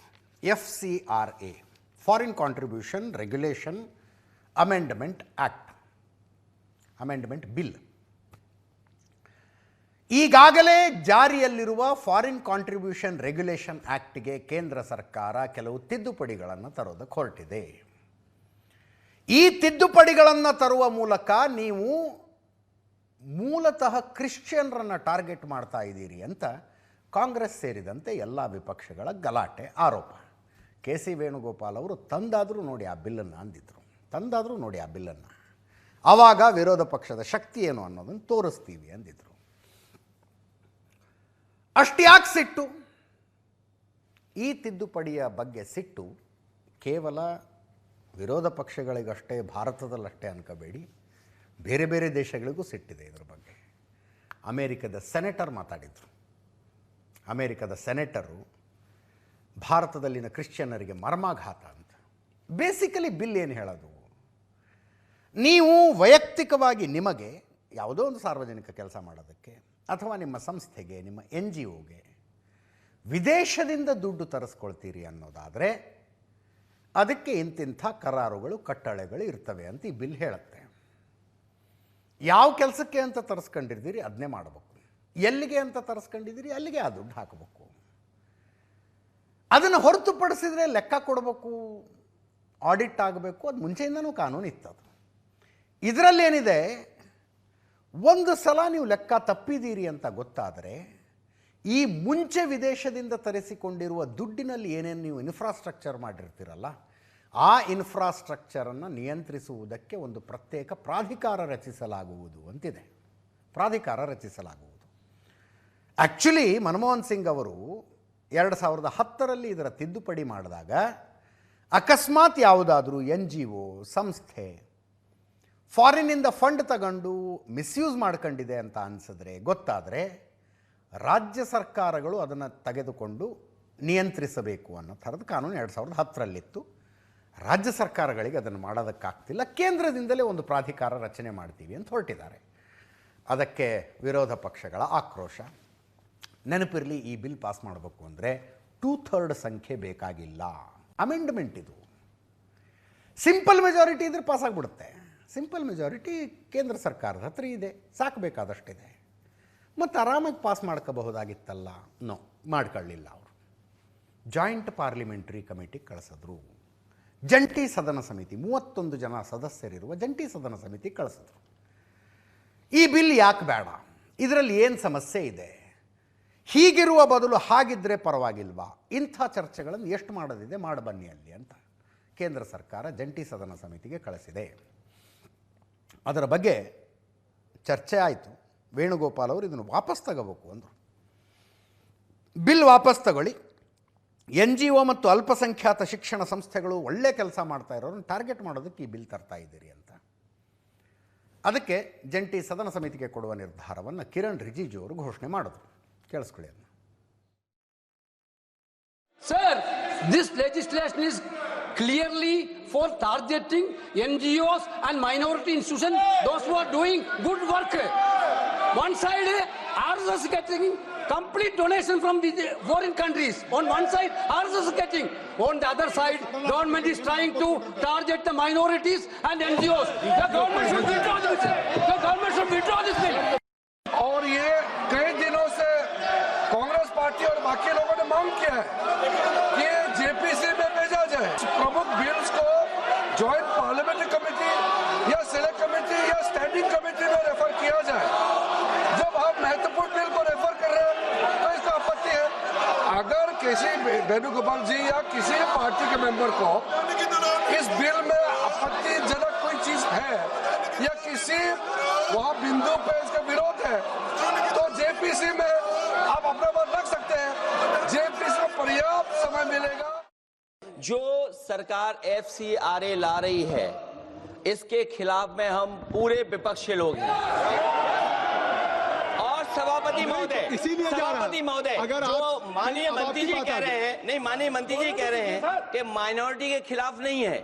माननीय मंत्री जी बताएं, आज तक जो बिल लाए हैं बिना माइनॉरिटी के खिलाफ कौन सा बिल लेकर के आए हो आप? मैं जिम्मेदारी के साथ कहता हूँ, अखिलेश जी को मैं चुनौती देता हूँ। इस FCRA बिल का जो प्रावधान लाया है इसमें एक भी प्रावधान ऐसा आप दिखाइए जो कोई भी माइनॉरिटी का खिलाफ है। ये सर सरासर झूठ बात फैलाया जा रहा है देश में। किसी माइनॉरिटी को टारगेट करने का सवाल ही नहीं है। आप चाहते कि विदेश का धन बिना कानून के ऐसे ही देश में ला करके मर्जी खर्चा करने का क्या? This country is not a banana republic. There should be rules and regulation as per the spirit of the constitution. There is not a single provision in the proposed FCRA targeting any minority institution. There is a campaign to mislead certain communities. I take full responsibility to ensure that not a single provision is against any minority community. This is for the well-being of the security of every community of India. ಸದನ ಮುಗಿದ ನಂತರ ಹೊರಗೆ ಬಂದ ಕಿರಣ್ ರಿಜಿಜು ಅವರು ನೀಟ್ಗೆ ಸಂಬಂಧಿಸಿದ ಎಲ್ಲ ಪ್ರಶ್ನೆಗಳಿಗೂ ಉತ್ತರಿಸೋದಕ್ಕೆ ನಾವು ತಯಾರು, ಚರ್ಚೆಗೆ ತಯಾರಾಗಿದ್ದೀವಿ ಅಂತಲೂ ಹೇಳಿದ್ದಾರೆ. ಬಟ್ ಇವತ್ತು ಸದನದಲ್ಲಿ ನಡೆದಂಥ ಇನ್ನೊಂದು ಇಂಟ್ರೆಸ್ಟಿಂಗ್ ವಿಷಯ, ನ್ಯಾಯಮೂರ್ತಿ ಯಶವಂತ್ ವರ್ಮಾ, ಬಹುಶಃ ಹೆಸರು ಮರೆತು ಬಿಟ್ಟಿರ್ಬೇಕು ನೀವು, 2025 ಮಾರ್ಚ್ 14ನೇ ತಾರೀಕು ದೆಹಲಿಯಲ್ಲಿ ಒಂದು ಫೈರ್ ಇನ್ಸಿಡೆಂಟ್ ಆಗುತ್ತೆ. ಹೈಕೋರ್ಟಿನ ನ್ಯಾಯಮೂರ್ತಿಯೊಬ್ಬರ ಔಟ್ ಹೌಸಿಗೆ ಬೆಂಕಿ ಬೀಳುತ್ತೆ. ಫೈರ್ ಬ್ರಿಗೇಡ್ನವ್ರು ಬರ್ತಾರೆ ಬೆಂಕಿ ಆರಿಸೋದಕ್ಕೆ. ಬೆಂಕಿ ಆರಿಸಿ ಔಟ್ ಹೌಸ್ ಒಳಗೆ ಹೋದರೆ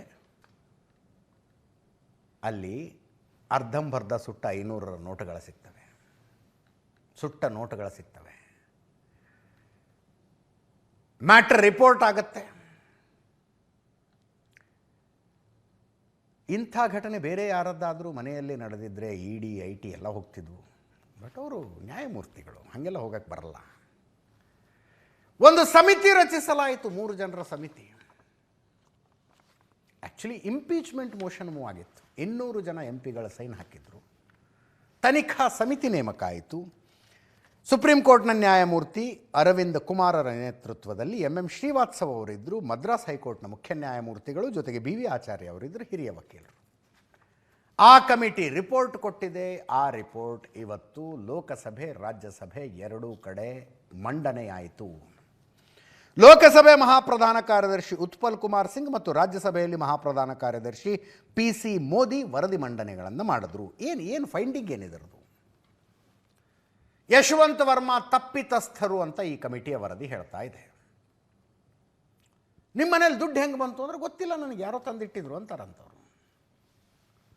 ಯಾರೋ ತಂದಿಟ್ಟಿದ್ರು ದುಡ್ಡು, ನಂಗೆ ಗೊತ್ತೇ ಇಲ್ಲ ಆ ವಿಷಯ ಅಂತಾರಂತೆ. ಇದಕ್ಕಿಂತ ಇನ್ನೇನು ಬೇಕ್ರಿ? ತಪ್ಪಿತಸ್ಥರು ಹೌದು ಅಲ್ವೋ ಅನ್ನೋದು ಗೊತ್ತಾಗೋದಕ್ಕೆ. ಸಾರಾಂಶ ಹೇಳ್ಬಿಡ್ತೀನಿ ವರದಿದು. ಮನೆಯಲ್ಲಿ ಪತ್ತೆಯಾದ ಹಣದ ಬಗ್ಗೆ ವರ್ಮಾ ತೃಪ್ತಿಕರವಾದ ಉತ್ತರ ನೀಡಿಲ್ಲ. ಈ ಹಣ ಜಡ್ಜ್ಗೆ ಸೇರಿದ್ದು ಎಂದು ಹೇಳದಿದ್ದರೂ ಅವರ ನಿಯಂತ್ರಣದಲ್ಲಿತ್ತು. ಹಣ ಸಿಕ್ಕಿದ್ದಕ್ಕೆ ಸೂಕ್ತ ಉತ್ತರ ನೀಡದಿರುವುದೇ ಆರೋಪ ಸಾಬೀತಾದಂತೆ. ಹಣ ಸಿಕ್ಕ ಪ್ರಕರಣದ ತನಿಖೆಗೆ ಅತ್ಯಗತ್ಯವಾಗಿದ್ದ ಪ್ರಮುಖ ಸಾಕ್ಷ್ಯಾಧಾರ ನಾಶ ಮಾಡಲಾಗಿದೆ. ಪರಿಶೀಲಿಸಿ ಸೀಲ್ ಮಾಡುವ ಮೊದಲೇ ಸ್ಟೋರ್ ರೂಮ್ನ ಸ್ಥಿತಿಗತಿ ಬದಲಿಸಲಾಗಿದೆ. ಸಂವಿಧಾನಾತ್ಮಕ ಹುದ್ದೆಯಲ್ಲಿದ್ದ ವ್ಯಕ್ತಿಯಿಂದ ಪಾರದರ್ಶಕತೆಯ ಉತ್ತರ ಇರಲಿಲ್ಲ. ನಮ್ಮ ಮನೆಯಲ್ಲಿ ಯಾರೋ ಹಣ ತಂದಿಟ್ಟಿದ್ದಾರೆ ಎಂದು ಹಾರಿಕೆಯ ಉತ್ತರ ಕೊಟ್ಟಿದ್ದಾರೆ. ಕಮಿಟಿಯ ರಿಪೋರ್ಟ್ ಇದನ್ನು ಹೇಳ್ತಾ ಇದೆ.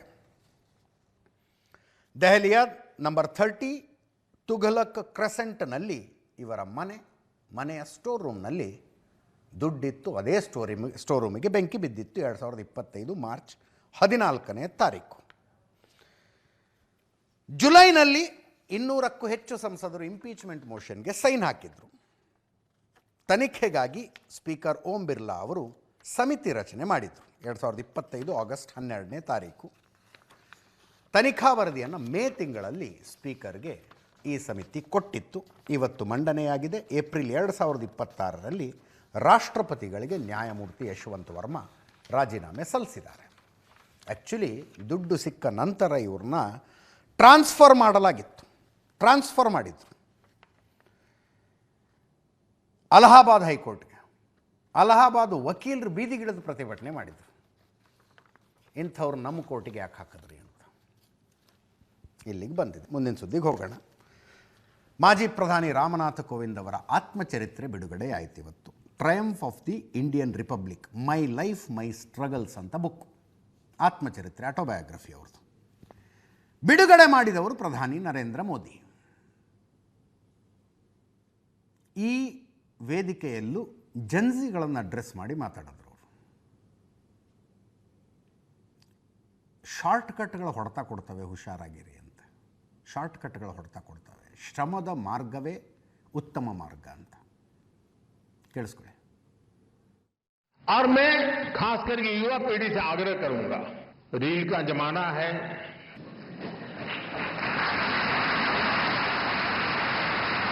सोशल मीडिया में इन्फ्लुएंसर आपको खींच के कहीं कहीं ले जाते हैं. इस शॉर्टकट के युग में भी एक बात हम जरूर याद रखें, रेलवे स्टेशन पे लिखा हुआ होता है. कुछ लोगों को पटरी पर कूद करके जाने की आदत होती, ब्रिज पर नहीं जाते. तो वहां लिखा होता है, shortcut will cut you short.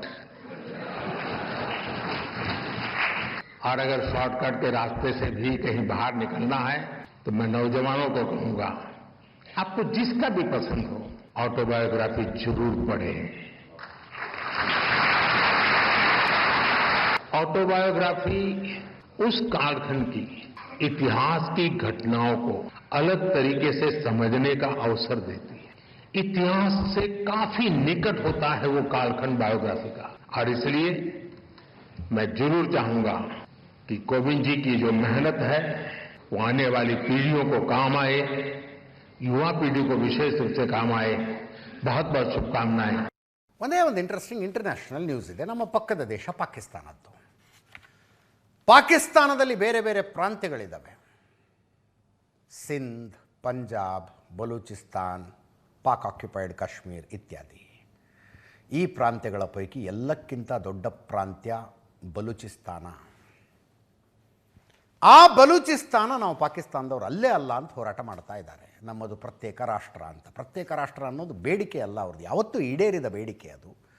Pakistan ಅನಧಿಕೃತವಾಗಿ ಬಲೂಚಿಸ್ತಾನದ ಮೇಲೆ ಹಿಡಿತ ಸಾಧಿಸಿಕೊಂಡು ಕುಳಿತಿದೆ. ಇಂಟ್ರಡಕ್ಷನ್ನಲ್ಲಿ ಹೇಳಿದೆ, 1947 ಆಗಸ್ಟ್ 15ಕ್ಕೆ ಭಾರತಕ್ಕೆ ಸ್ವಾತಂತ್ರ್ಯ ಸಿಕ್ತು. 1947 ಆಗಸ್ಟ್ 14ಕ್ಕೆ ಭಾರತಕ್ಕೆ ಸಿಗುವ ಒಂದು ದಿನ ಮೊದಲು ಪಾಕಿಸ್ತಾನಕ್ಕೆ ಸ್ವಾತಂತ್ರ್ಯ ಸಿಕ್ಕಿದ್ದು. 3 ದಿನ ಮೊದಲೇ ಆಗಸ್ಟ್ 11ನೇ ತಾರೀಕು ಬ್ರಿಟಿಷರು ಬಲೂಚಿಸ್ತಾನಕ್ಕೆ ಸ್ವಾತಂತ್ರ್ಯ ಕೊಟ್ಟಿದ್ದರು.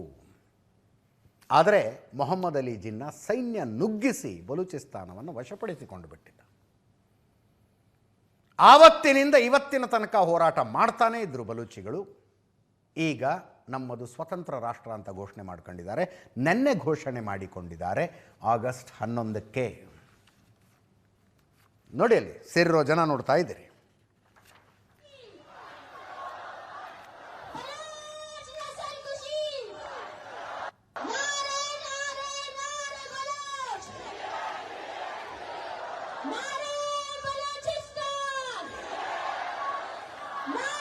ಮೀರ್ ಯಾರ್ ಬಲೂಚ್ ನಾಯಕರ ಹೇಳಿಕೆ ಇದು. ಬಲೂಚ್ ಸ್ವಾತಂತ್ರ್ಯವನ್ನು ಅಂತಾರಾಷ್ಟ್ರೀಯ ಸಮುದಾಯ ಗುರುತಿಸಬೇಕು. 6 ಕೋಟಿ ಜನ ಪ್ರತಿ ವರ್ಷ ಆಗಸ್ಟ್ 11 ಸ್ವಾತಂತ್ರ್ಯ ದಿನವನ್ನಾಗಿ ಆಚರಿಸ್ತಾರೆ. ಬಲೂಚಿಸ್ತಾನದ ಸ್ವಾತಂತ್ರ್ಯವನ್ನು ಕಾನೂನುಬದ್ಧವಾಗಿ, ರಾಜಕೀಯವಾಗಿ, ನೈತಿಕವಾಗಿ ಗುರುತಿಸಬೇಕೆಂದು ಇಡೀ ಜಗತ್ತಿಗೆ ನಾವು ಒತ್ತಾಯಿಸುತ್ತಿದ್ದೇವೆ. ಪಾಕಿಸ್ತಾನದ ಕೈಯಲ್ಲಿ ನಾವು ಪ್ರತಿನಿತ್ಯವೂ ಹಿಂಸೆ ಅನುಭವಿಸ್ತಾ ಇದ್ದೇವೆ. ವಿಶ್ವಸಂಸ್ಥೆ, ಯುರೋಪ್ನ ಸದಸ್ಯ ರಾಷ್ಟ್ರಗಳು ಮೌನ ಮುರಿಯಲೇಬೇಕು ಅಂತ ಹೇಳಿದ್ದಾರೆ. ಮೀರ್ ಯಾರ್ ಅಂತ ಬಲೂಚ್ ನಾಯಕ. ಬಲೂಚಿಸ್ತಾನದಲ್ಲಿ ಸ್ವಾತಂತ್ರ್ಯವನ್ನು ಹತ್ತಿಕ್ಕುವ ಪಾಕಿಸ್ತಾನದ ಪ್ರಯತ್ನ ನಡೀತಾ ಇದೆ. ಬಲೂಚ್ಗಳು ಇನ್ನೂ ಅಮಾನವೀಯ ಹಿಂಸೆ ಅನುಭವಿಸ್ತಾ ಇದ್ದಾರೆ. ಬಲೂಚಿಸ್ತಾನ ದೇಶದ ಜನರು ಎಂದಿಗೂ ಇದನ್ನು ಮರೆಯೋದಿಲ್ಲ. ಕೈದಿಗಳ ಅಮರತ್ಯಾಗದಿಂದಾಗಿ ಇವತ್ತಿನ ಸ್ವಾತಂತ್ರ್ಯ ಸಾಧಿಸಲಾಗಿದೆ ಅಂತ ಹೇಳಿದ್ದಾರೆ. ತಮ್ಮ ದೇಶದ ಅತಿ ದೊಡ್ಡ ಪ್ರಾಂತ್ಯವೊಂದು ಸ್ವಾತಂತ್ರ್ಯ ಘೋಷಣೆ ಮಾಡಿಕೊಂಡಿದ್ದಕ್ಕೆ ಪಾಕಿಸ್ತಾನದ ಪ್ರತಿಕ್ರಿಯೆ ಏನು? ಏನೂ ಪ್ರತಿಕ್ರಿಯೆ ಇಲ್ಲ. ಬಲೂಚಿಸ್ತಾನದ ರಾಜಧಾನಿ ಕ್ವೆಟ್ಟಾದ ಮೇಲೆ ನಿನ್ನೆ ರಾತ್ರಿ ಪಾಕಿಸ್ತಾನ ಏರ್ ಸ್ಟ್ರೈಕ್ ನಡೆಸಿದೆ. 28 ಜನರನ್ನು ಕೊಂದಿದೆ. 28 ಜನ ಸತ್ತೋಗಿದ್ದಾರೆ. ಆ್ಯಕ್ಚುಲಿ ಇತಿಹಾಸ ಹೇಳುವಷ್ಟು ಟೈಮ್ ಇಲ್ಲ. ಪಾಕಿಸ್ತಾನದ ಭಾಗ ಅಲ್ಲ ಬಲೂಚಿಸ್ತಾನ ಪ್ರತ್ಯೇಕ ಪ್ರಾಂತ್ಯ, ಪ್ರತ್ಯೇಕ ರಾಷ್ಟ್ರ ಅಂತ ಇಂಗ್ಲೆಂಡಿನ ರಾಣಿಯ ಮುಂದೆ ವಾದ ಮಾಡುವುದಕ್ಕೆ ನೇಮಿಸಲ್ಪಟ್ಟಿದ್ದ ವಕೀಲ ಮೊಹಮ್ಮದ್ ಅಲಿ ಜಿನ್ನಾ, ಬಲೂಚಿಸ್ತಾನಕ್ಕೊಬ್ಬ ರಾಜ ಇದ್ದ, ಖಾನ್ ಆಫ್ ತಲಾತ್ ಅಂತ ಕರೀತಾ ಇದ್ರು. ಮೊಹಮ್ಮದ್ ಅಲಿ ಜಿನ್ನಾನ ತುಲಾಭಾರ ಮಾಡಿ ಬಂಗಾರ ಕೊಟ್ಟಿದ್ದಾತ ಲಾಯರ್ ಫೀಸ್ ಆಗಿ. ಅದಾದ ಮೇಲೆ ಬಲೂಚಿಸ್ತಾನವನ್ನು ಮೊಹಮ್ಮದ್ ಅಲಿ ಜಿನ್ನಾನೇ ಸೈನ್ಯ ಕಳಿಸಿ ವಶಪಡಿಸಿಕೊಂಡಿದ್ದು. ಆವತ್ತಿನಿಂದ ಇವತ್ತಿನ ತನಕ ಯುದ್ಧ ಮಾಡ್ತಾನೇ ಇದ್ದರು ಬಲೂಚ್ಗಳು. ಬಲೂಚ್ ಅನ್ನೋದು ಒಂದು ಜನಾಂಗ. ಅದು ಪಾಕಿಸ್ತಾನದ 6% ಜನ ಅಷ್ಟೇ ಅಲ್ಲಿರೋದು, ಓನ್ಲಿ 6%. ಭೂಭಾಗ ಬಹಳ ದೊಡ್ಡದು. ನಿಮಗೆ ಭೂಭಾಗದ ಸ್ಕ್ವೇರ್ ಕಿಲೋಮೀಟರ್ ಹೇಳ್ಬೇಕಂದ್ರೆ 1,46,00,000 ಜನಸಂಖ್ಯೆ ಇದೆ. 6% ಜನ ಇದ್ದಾರೆ. 43.6% ಪಾಕಿಸ್ತಾನದ ಭೂಭಾಗ ಇದು. ಹತ್ತತ್ರ ಅರ್ಧ. ಪಾಕಿಸ್ತಾನ ದಾಳಿ ಮಾಡಿದಾಗ ಅದಕ್ಕಿಂತ ಮೊದಲೇ ಭಾರತವನ್ನು ಬಲೂಚಿಸ್ತಾನದ ರಾಜ ಪರಿಪರಿಯಾಗಿ ಕೇಳಿಕೊಂಡಿದ್ದ. ನಾವು ಪಾಕಿಸ್ತಾನದ ಜೊತೆಗಿರೋದಿಲ್ಲ, ಭಾರತದ ಭೂಭಾಗ ಆಗಿಬಿಡ್ತೀವಿ, ನಿಮ್ಮ ದೇಶದ ಜೊತೆ ನಮ್ಮನ್ನು ಸೇರಿಸ್ಕೊಳ್ಳಿ ಅಂತ. ಆಗಿರ್ತಾವಲ್ಲ ಬ್ಲಂಡರ್ಗಳು ಅವಾಗಿಂದು. ಈಗ ಬಲೂಚಿಸ್ತಾನ ಪ್ರತ್ಯೇಕ ರಾಷ್ಟ್ರ ಅಂತ ಘೋಷಣೆ ಮಾಡ್ಕೊಂಡಿದೆ. ಇದರೊಂದಿಗೆ ಇವತ್ತಿನ ನ್ಯೂಸ್ ಅವರು ಮುಗಿಸ್ತಾ ಇದ್ದೀವಿ. ನೇರ ದಿಟ್ಟ ನಿರಂತರ ಸುದ್ದಿಗಾಗಿ ನೋಡ್ತಾ ಇರಿ ಏಷ್ಯಾನೆಟ್ ಸುವರ್ಣ ನ್ಯೂಸ್.